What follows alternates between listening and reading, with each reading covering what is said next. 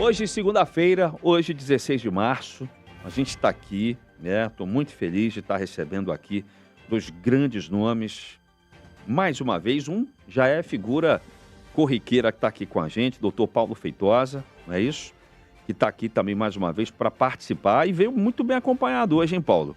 Hoje eu vim com um amigo, mas além disso um grande advogado que tem atuado de forma constante para que o consumidor não sofra nenhum abuso das grandes empresas, das companhias aéreas, das concessionárias de energia e de luz, entre outros, principalmente bancos também. Jalil tem um trabalho muito importante, eu estou apresentando aqui, de informar, educar e fiscalizar como diretor-presidente do PROCON. Obrigado, a gente está aqui recebendo, portanto, aí do doutor Paulo Feitosa, doutor Jalil Frache Campos, é doutor e mestre em Ciência do Ambiente e Sustentabilidade na Amazônia, pela UFAM. Eu mandei um UA mais cedo, sabia? Falei, rapaz, me entreguei chamando a UFAM de UA. Falei, opa, a gente já entrega a idade, né, chamando de UA. Mas, enfim, o doutor Jalil Frache que está aqui, então é doutor e mestre em Ciência do Ambiente, né, pela UFAM, bacharel em Direito pela Faculdade Marta Falcão, tem experiência na área pública, né, já foi assessor parlamentar, consultor jurídico aí na Secretaria Municipal de Meio Ambiente e está à frente hoje aí do PROCON Amazonas, que é esse Instituto de Defesa do Consumidor. E como ontem nós tivemos aí o Dia do Consumidor, a gente teve muita promoção daquelas vendendo metade do dobro do preço, né? Todo ano tem isso, né? Então, doutor Jalil, também seja bem-vindo aqui mais uma vez para a gente falar um pouco desse assunto, né? Que é o Dia do Consumidor. Muito obrigado, André, é um enorme prazer. Te fiz o registro, é a primeira vez que eu estou aqui na difusora, então também o registro de estar lhe conhecendo é um enorme prazer, e principalmente dividindo aqui a bancada com um grande amigo, doutor Paulo Feitosa, que eu tenho a sorte de chamar de Paulinho, e que me deve um saco de picolé. Eu falei pra ele que eu iria dizer ao vivo. Rapaz, você tá devendo o cara que é do PROCON, bicho, o homem forte do PROCON. Tô devendo uma caixa de picolé da massa. Pelo amor de Deus, da massa. olha. Eu falei pra ele, olha, eu vou te denunciar. Todo mundo vai saber que tu tá me devendo esse picolé, mas a gente só vai combinar pra tomar todo mundo junto. Tá certo. Mas é isso aí. É um enorme prazer estar aqui pra gente falar, Daniel, de temas que não só em razão do Dia Mundial do Consumidor ter sido ontem, mas da nossa natureza como ser humano, de como consumidor. Todos nós estamos aqui consumindo várias coisas, a energia, a água, enfim, são coisas que nós temos, em regra, essa obrigatoriedade no consumo para que a gente consiga ter a nossa vida do jeito que ela é. E a internet, para quem está nos acompanhando aí online, enfim, tudo nos torna, que a gente consome, consumidores. E o nosso papel é um papel bem abrangente como órgão de defesa do consumidor. Eu costumo comparar o PROCON com um médico generalista. Quando a pessoa vai no médico, no hospital, naquele primeiro atendimento, ela consulta um médico generalista, né? Faz os exames e tal, e eles acabam indicando, olha, você precisa procurar um especialista A, B ou C. Sim. No PROCON chega de tudo. Chega banco, como ele disse, chega energia, chega água, cartão de crédito, consignado, superendividados, preço da gasolina, enfim, chega tudo no PROCON, porque tudo é relação de consumo. Isso. Então, como ontem foi o Dia do Consumidor, e a gente está aqui com o doutor Paulo Feitosa diariamente, Jalil, falando de segunda a sexta-feira, a gente fala aqui sempre sobre direitos do consumidor, sobre abusos, né? A gente fala de N assuntos aqui, e o doutor Paulo está aqui diariamente também dando uma orientação, ainda que, lógico, né, é mais um indicativo do que a pessoa tem que fazer para perceber que quem está nos ouvindo tem que procurar um advogado, né? Vamos aproveitar, então, que ontem foi o Dia do Consumidor, né? Vamos começar falando, por exemplo, aqui, doutor Paulo me mandou aqui umas sugestões, né? Um tema que gerou reclamação e muito na semana passada foi preço de passagem aérea, em especial para Parintins, né? A gente teve ontem, na semana passada, eu vi uma cotação que chegava a R$9 mil, a passagem de ida e volta, né, para Parintins. O PROCON atua nessa área, quem está nos ouvindo, quer reclamar do preço de passagem aérea. O PROCON Amazonas atua nessa área também? Atuamos no preço da passagem aérea e também nas condições, né, de tratamento com o consumidor por parte das companhias aéreas em caso de remarcações, em caso de cancelamentos, de atrasos. Enfim, tudo que envolve essa relação de consumo é de tutela do PROCON. E só dando o exemplo de Parintins, porque passagem aérea hoje, saindo de Manaus, é muito caro para qualquer lugar. Sim. E que nós acabamos nos indignando muito, não só como Instituto de Defesa do Consumidor, mas como cidadão. E isso eu tenho certeza que vocês dois partilham também, é que, especificamente para Parintins, um município próximo da capital, que leva ali cerca de 40, 50 minutos de voo, nós temos um preço gigante na passagem. E esse preço ele explode em razão, né, daquele período de festival, sobretudo. Então, são detalhes que o Procon tem atuado, entra ano, sai ano. Nós já tivemos algumas autuações com a companhia aérea que faz isso. E para traduzir quem está nos acompanhando, a autuação é multa. Já multamos as empresas aéreas algumas vezes em razão disso, mas é uma prática que vai ter sempre que ser fiscalizada. Toda semana vai ter alguma coisa, não tem jeito. Doutor Paulo, para quem está nos ouvindo, chegou, o que a pessoa tem que fazer? Quem passa por isso? Ano passado, eu e o Jalil, a gente discutiu algumas vezes a pauta Parintins por diversos motivos. E um deles, que passou muito rápido, foi a questão da passagem aérea. Todo ano, quando a gente vê essa disparada do preço, eu sempre lembro para o consumidor que lá no artigo 39 do CDC tem um rol, que são as práticas abusivas. E lá tem elevar o valor sem qualquer justificativa. Não tem uma justificativa. Alguém pode dizer, até uma vez o Jalil, a gente comentou, mas é oferta e procura, poderia ser isso. Outros podem dizer que está se exigindo algo demasiadamente além das forças do consumidor, uma vantagem manifestamente excessiva, ou seja, o consumidor está pagando além do que ele deveria. É talvez uma das justificativas que o Jalil use para autuar, para multar as empresas. Só que o consumidor hoje, ele fica muito refém de uma única companhia, apesar de o governo do estado ter dado incentivo, que eu não sei se continua, para que o combustível seja mais barato para desenvolver o turismo local. Só que a Azul tem sido, com todo respeito, ela tem atrapalhado esse desenvolvimento a partir do momento que ela impede. Ela põe um valor muito elevado, ela impede que as pessoas circulem. Quem é que vai chegar e vai pagar R$4.000 para visitar Parintins daqui a... Uma perna só, né? Uma perna só. Ou 4 mil... Eu fui semana passada a Parintins, eu comentei com o Daniel. Eu e meu irmão, nós pagamos R$4.000. Ida e de volta. A pessoa põe na balança e diz, olha, eu prefiro ir ao Rio, eu prefiro ir a São Paulo. E aí acaba por não desenvolver o turismo. Então o consumidor, o que ele deve fazer? Ele deve... É o que eu sugiro. Que nem Black Friday, ele começa a anotar os preços para mostrar que tem um abuso corriqueiro e procurar o Procon, que tem o dever de fiscalizar e multar em casos como esse. Certo. Já que você falou em combustível, doutor Paulo Feitosa, deixa eu perguntar aqui, então, do Procon. Toda semana, todo mês, a gente tem essa movimentação. E eu vejo muita gente reclamando, doutor Jalil. Ou os postos vão, aumentam, diminui, a Petrobras vem um anúncio do governo que diminui, mas aí no posto em Manaus, quando tem aumento, aumenta. Certo, é justificado porque teve um aumento federal. Mas aí quando diminui, ou continua o mesmo preço e muitas vezes até aumenta. Eu vejo as pessoas reclamando muito, pô, cadê o Procon, cadê o Procon? A gente ouve... Sim, naturalmente. O doutor Jalil deve ouvir demais isso, inclusive, né? Porque como o senhor falou há pouco, parece que é todo dia. É aquela história da fiscalização. Você tira a pessoa, tem uma pessoa vendendo, trabalhando de forma irregular em algum lugar. O agente público vai lá, remove. Se no outro dia o agente público não voltar, aquela pessoa, né, o transgressor vai voltar e vai continuar atuando. Parece que no combustível é a mesma coisa. Esse estica e encolhe aí o tempo inteiro. Isso, é aquele negócio. Nós temos forças, né, e pessoal limitado para demandas infinitas. É o problema, de um modo em geral, da administração pública, né? São recursos limitados para demandas ilimitadas. Naturalmente, a gente faz de acordo com a nossa capacidade de fazer. Mas, especificamente falando do combustível, eu gosto até de falar dessa temática, porque eu sei que influencia todo mundo. Nós temos 2 pontos de vista. O primeiro ponto de vista é do ponto de vista de abastecimento dos veículos, que são a gasolina.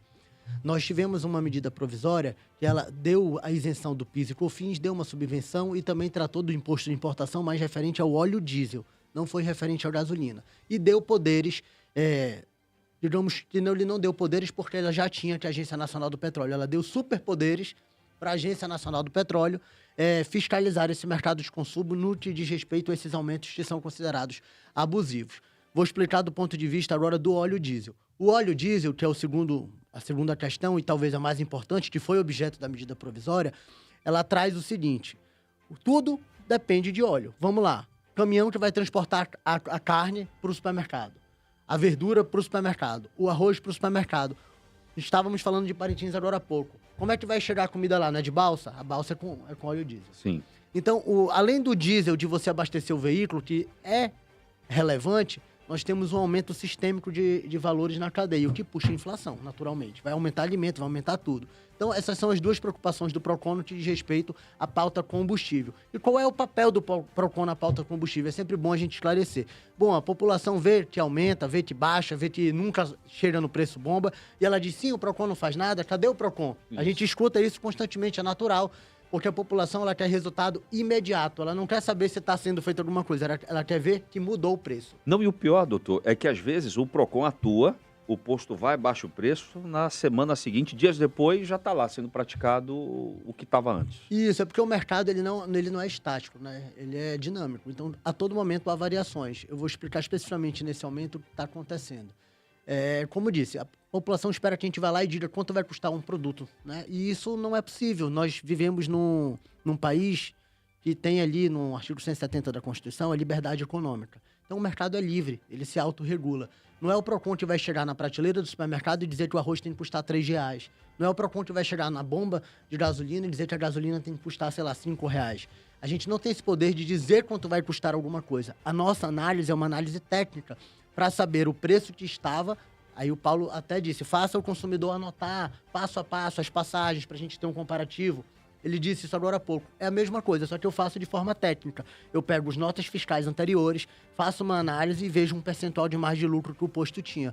E, atualmente, após o reajuste, eu faço a mesma coisa. Eu pego a nota atual, vejo de quanto ele está comprando e faço esse percentual. Se ele só aumentou o preço, mas não teve aumento de margem de lucro, ele não teve vantagem em cima do consumidor. Ele só está ali, né, fazendo essa transferência. E o que é que nós estamos, Daniel, vendo hoje no mercado de consumo, de forma muito transparente à população?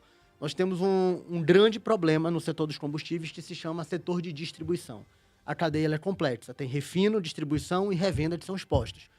A competência do PROCON é de atuação na revenda, onde só os consumidores têm a relação de consumo. Dali para trás, são relações comerciais que acontecem entre posto e distribuidora e refinaria. Todo mundo, quando anuncia o valor de refinaria. Você não sabe quanto o posto paga numa gasolina.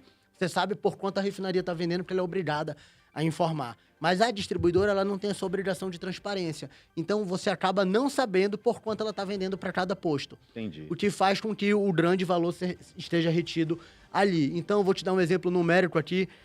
Digamos que você compre de 5 e venda de 5,50. Hoje, você está comprando de 6,70 para vender de, sei lá, 7,29. Só exemplo numérico aqui. Então, eles tiveram um grande aumento por parte da distribuidora. Todos os postos visitados até o momento tiveram esse aumento e eles não estavam oferindo vantagens em cima do consumidor no que diz respeito à margem de lucro. Ainda te digo mais, a gente pensa, mas está muito bom para eles. Nem tanto, porque o nosso salário não aumentou, o meu salário não aumentou. Sim. Então, naturalmente, se eu não tenho dinheiro, eu vou consumir menos. Eles já passam a consumir menos litros de combustível. Isso, a todo aumento, a gente tem visto. Então, assim, muitas vezes a população trata o posto como um grande vilão. E isso não é uma defesa, isso é uma realidade, porque o que eu estou falando eu tenho como provar. É só apresentar os relatórios e as notas. E como é que a população espera que o PROCON mude o preço se ele não pode mudar? Fazendo o trabalho dele, recolhendo todas essas informações e mandando para os órgãos de controle. Então, nós mandamos todos esses relatórios para o Ministério Público, tanto que alguns anos tiveram algumas condenações em razão de cartel, que é outro ponto que a população espera muito do PROCON, mas que também não é nossa competência. Para a defesa da ordem econômica, existe uma autarquia, que não é o PROCON, é o CAD, Conselho de Defesa da Ordem Econômica, que faz essa verificação em âmbito administrativo do cartel. E, claro, o cartel é um crime contra a ordem econômica, portanto, possivelmente investigável por polícia e pelo Ministério Público. Certo.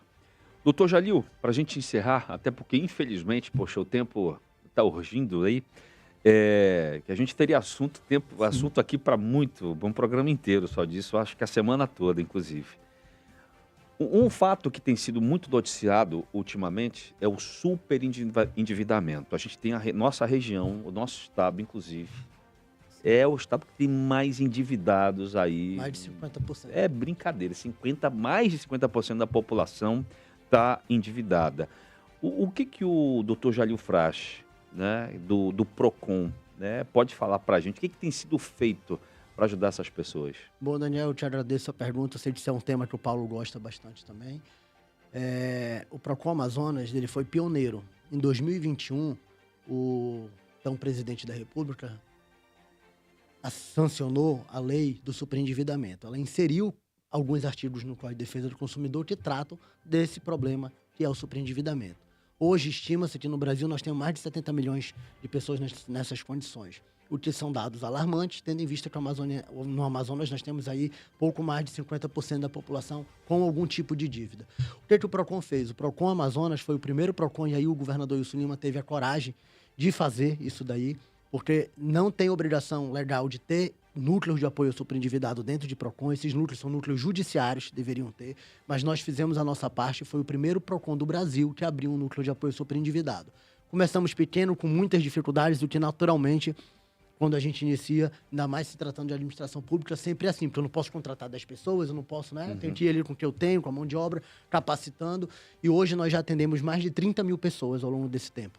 Então, isso mostra o comprometimento da gestão, e eu acho que dentro da defesa do consumidor, o maior legado que a gente pode deixar para as futuras gerações é a criação do núcleo de apoio ao superendividado. Ele virou uma realidade dentro do estado do Amazonas. Que maravilha. É lei do superendividamento, é isso? É, 14181 de 2021. Ela saiu no auge da pandemia, entendeu? É sempre bom lembrar, onde as famílias se endividaram, elas não tinham como aquele caos total, facilidade do crédito, às vezes até pelo celular. Famílias começaram a se endividar e aí precisou ter uma alteração legislativa para que protegesse o consumidor, porque ele não tinha uma certa educação financeira e não sabia lidar com crédito. A gente até já falou disso. Falamos. Né, dessa falha que a gente tem no ensino brasileiro, que não prepara o cidadão para lidar com dinheiro, né? Para ter responsabilidade com dinheiro, né? Deixa eu só fazer uma pergunta para o Jalil, Daniel. Quando é que vocês abriram o núcleo? Só para a gente ter um número Em aqui. outubro do ano da lei, acho que foi 2021, outubro de 2021. Isso. Ele tem 5 anos, ele está atendendo. A lei foi sancionada pelo presidente, então, Jair Bolsonaro, né? Protegendo o consumidor. 21, não foi? Sim. 2021. Então foi em outubro de 2021. 14.181 de 2021. Ou seja, o Jalil atende em média 6 mil pessoas por ano, que dá mais ou menos 20 pessoas por dia. Ou seja, é um retrato Que legal. de quanto a nossa sociedade está endividada. E com esses recursos limitados, né? Limitados. Com essa limitação aí de contexto. Doutor Jalil, poxa, muito obrigado. Doutor Paulo Feitosa, que gosta tanto de falar, falou pouco hoje. Falei Deve pouco. estar se batendo todinho Não, aí. mas eu tô feliz. Um amigo meu falou e pôde dar dados, números que a gente não tinha. Perfeito. Não, o que já queria até deixar aqui o convite para uma próxima oportunidade, né? A gente tratar disso daí, não só porque foi dia do consumidor ontem, mas por ser algo de necessidade diária de quem nos ouve também, né? A gente poder se aprofundar mais aí nesses assuntos. Vamos, eu estou 100% à disposição. Agradeço o seu convite, agradeço o convite do Paulo, desse querido amigo. E é uma honra estar aqui na Difusora, uma honra estar aqui nessa casa. Por vir 77 anos de história, né? Então hoje eu estou fazendo parte dessa história de 77 anos. Então fica aqui meu registro de muito obrigado e, claro, estou sempre à disposição. Tá certo. E depois eu te digo qual prateleira que colocaram ele. Tá beleza, então. Depois eu te falo. Rapaz, e vou lhe falar. O doutor Paulo Feitosa já foi a segunda pessoa que ele falou, né? Do doutor Jalil Frasch. A primeira foi aquele rapaz ali, ó, o Calvin Paixão, que sugeriu aí 2 semanas antes. Aí tu falaste, falei, bem, realmente é um sinal, né? O Espírito Santo tá agindo aqui para ele vir aqui falar pra gente. Meu amigo, muito obrigado, doutor Paulo Feitosa, doutor Jalil Frasch, do PROCON Amazonas. Sejam sempre bem-vindos, viu? Obrigado, gente. Obrigado, ouvinte.